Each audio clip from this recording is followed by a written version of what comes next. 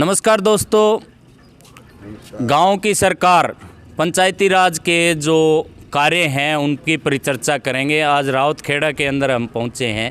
पंचायतें बन नहीं रही, 2 साल से ज़्यादा समय हो चुका है पंचायतों को परेशान हुए होते। गांव में जो जन समस्याएं हैं उनके बारे में परिचर्चा करेंगे कि उन जन समस्याओं के बारे में लोगों का क्या कहना है।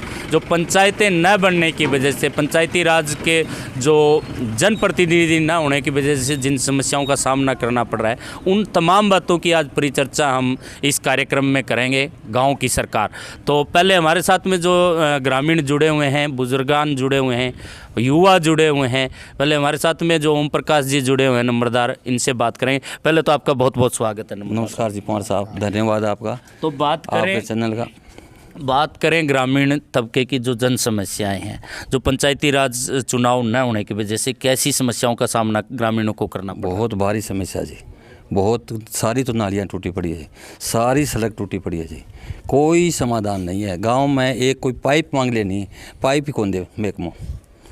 इतनी बड़ी समस्या, लाइन या दाबी, वाटर बस की लाइना दाबी है, इसी वजह से सारी लाइना टूटी जी, सारी लाइनें भी टूट गई और गाँव की जो गलियां हैं उनको तोड़ तो गया लेकिन समाधान को नहीं है जी, बिल्कुल ख़त्म हो रही सारी नालियाँ, बिल्कुल। और नालियों के अलावा जो जन समस्या क्या क्या सामना करना पड़ रहा है पंचायती राज में, जो चुनाव न होने की वजह से, सरपंच पंच ना होने की वजह से? चुनाव न होने की वजह तो सारी समस्या जी, कुछ किसी ने कहे तो कौन सा, गांव में सरपंच हुआ है तो किसी के पास जाए, मेरी नाली टूट गई, मारो मोगा दे या ठीक करवा, यो काम करवा, वहाँ मेघ में जाते वहाँ कोई सुनते नहीं जी।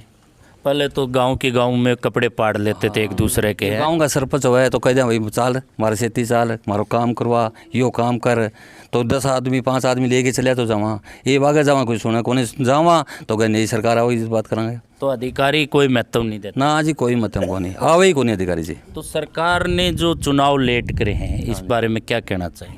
गलत कराई है जी, चुनाव तो कराना से 2 साल पहला जी टाइम से। ये तो गांव में नुकसान है, समस्या हर चीज़ की समस्या जी, कुछ भी काम को नहीं हो जी, कोई ग्रांट है नहीं, कोई लेना नहीं, कोई देना, कुछ ही नहीं है जी, कोई नरेगा है नहीं, कोई काम है नहीं, कोई धंधा है नहीं, पंचायत का 1 पैसे का ही काम नहीं है जी। तो दोस्तों, फरवरी 21 के अंदर पंचायती राज की जो संस्था का चुनाव हुआ था, उसका कार्यकाल पूरा होने के बाद में सरपंचों से चार्ज ले लिया, मेंबर थे, पूरी पंचायतों से चार्जेस तो ले लिए गए, लेकिन काम नहीं होने की वजह से, और दूसरा चुनाव आज होंगे, कल होंगे, इस महीने में हो जाएंगे, अगले महीने में हो जाएंगे। ग्रामीण एडी ठा के चुनाव की बाट देख रहे होंगे, खूब देख रहे हैं जी। ये पीछे से तो बोलो 9वें महीने सितंबर में चुनाव हो जाएगा, सितंबर से ठोक दी 30 अक्टूबर नवंबर तक जी, फिर डील हो गए जी। हाँ जी, हाँ जाएगा जी, बोलो चुनाव दिवाली पे चुनाव हो जाएगा। हाँ, दिवाली में पहली है जी चुनाव, बोलो हाँ दिहाड़ी आएगी। और बोलो अब क्या भाई, कोई नहीं चुनाव लगा, इनकी सरकार इतना भाई को नहीं। अच्छा, हाँ तो देख लिए मैं, नीयत में फर्क लग रहा है सरकार का। हाँ नीत में फर्क है, और हम ही आ रहे है, सब दुख पावा है। बजट जो 2 साल का ग्राम स्तर पे लगना चाहिए था, वो बजट तो गया। गांव में 1 पैसे नहीं लगे जी, 2 साल में कोई बजट नहीं आया जी, कुछ भी नहीं है जी। तो सरकार क्यों नहीं कराना चाहती आपके इतना कहीं नहीं आवा जी, ये मुकाम जवार जी भी। अच्छा, हाँ बुढ़िया सारा मुकाम जवार जी, ये भी बताओ पिलसन कौन है, गुरु महाराज की धोख मार गया हमार जी।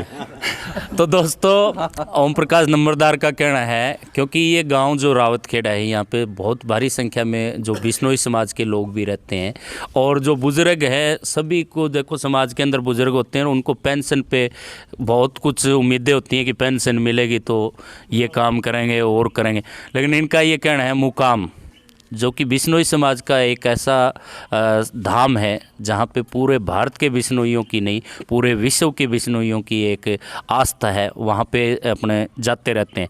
तो ये तनख्वाह बुज़ुर्गों की, जो कुछ बुज़ुर्गों की तो तनख्वाहें काट दी गई, कुछ बुज़ुर्गों को समय पे न मिलने के कारण भी समस्या घोषित कर रखा जी, कई बुजुर्ग तो है। क्या आपके गांव में भी ये स्थिति है? मेरे गांव में एक है जी, जिंदा है बिल्कुल, और उसने मरिया घोषित कर रखा जी। तो वो तो सरकार का फूफा बन गया होगा। सरकार को फूफो बन रही है जी, सरकार को फूफो हथियारी, आज 6 महीना हो गया जी, उसने हाथ दन फिर जाना है, माड़ा गाल के उड़े ले गया हम समाज कल्याण में। समाज तो भी कोई कुछ भी कोई अधिकारियों को जा के कहता होगा, बोल बोल के भाई तारा फूफा जिंदा है, तारा यो जिंदा बैठा जी, यो जिंदा बैठा, एक मोरिया घोषित करेगा गाँव में जिंदा फिर ला रहा जी। अच्छा, हाँ, पेंशन कट गई जी उसकी। तो फिर उसको जिंदा बनाने के लिए जैसे लिल्लू राम है जी नाम उसका, लिल्लू राम सनोप मंगतू राम। उम्र कितनी? उम्र लगभग उसकी 70 की है जी। अच्छा, कितने दिन से मारा गया है प्रशासन द्वारा? लगभग 6 महीना हो गया जी। 6 महीने से मुर्दा है। मुर्दा है जी, मुर्दा है। तो सर्टिफिकेट वगैरह भी इशू कर रहा गया उसका? मतलब कौन, वो वहाँ से आया था कंप्यूटर में, बोले आप मर गया। यो जाके वहाँ दिखाया मैं, यो जिंदा रहा, जिंदा रहा 6 महीना, ये लग तो मरे उड़ा ही है, जिंदा है कौन जी उसका तो है कौन जी।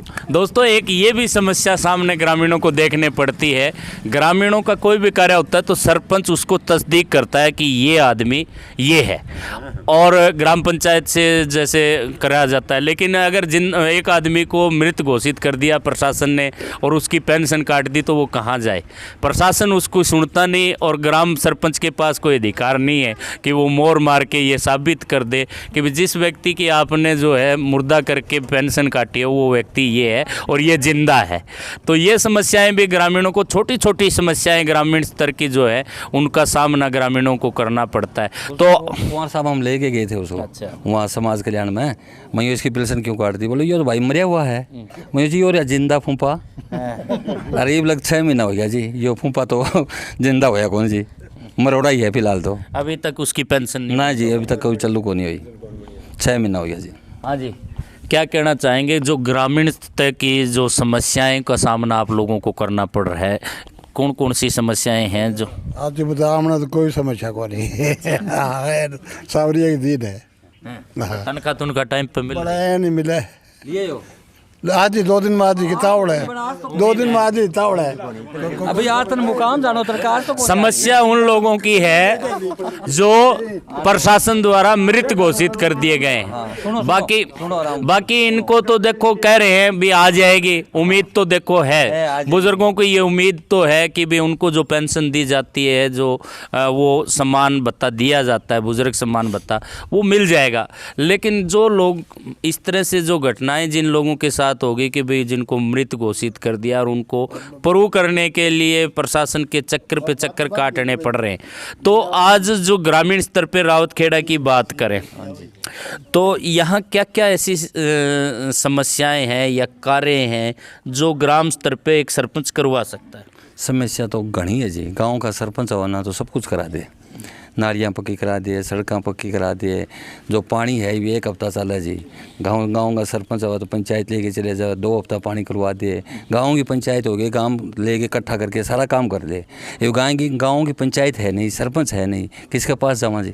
तो जो पीने की पानी की क्या समस्या है? यहाँ पानी की भी समस्या जी, या लाइन टूटी पड़ी है, गंदा पानी आना रहा जी, गंदा पानी पीने पे। ट्यूबवेल की मोटर खराब हो रही है जी, आज का पानी ट्यूबवेल का पानी पीते हैं यहाँ, वह मोटर पड़ रही है आज कम से कम 1 महीना हो गया, कोई समाधान को नहीं मोटर का जी। अच्छा। हाँ, और जो शिक्षा दीक्षा स्कूल यहाँ के या स्वास्थ्य केंद्र कैसे? स्कूल तो ठीक है जी, बच्चा जाओ ठीक है, स्कूल है प्रोग्राम तो, बच्चे तो थोड़े हैं जी, उसको वाले वो कह रहे हैं प्राइवेट करेंगे, बंद करेंगे भाई। 3 स्कूल है तो उसका 1 स्कूल बनाएंगे।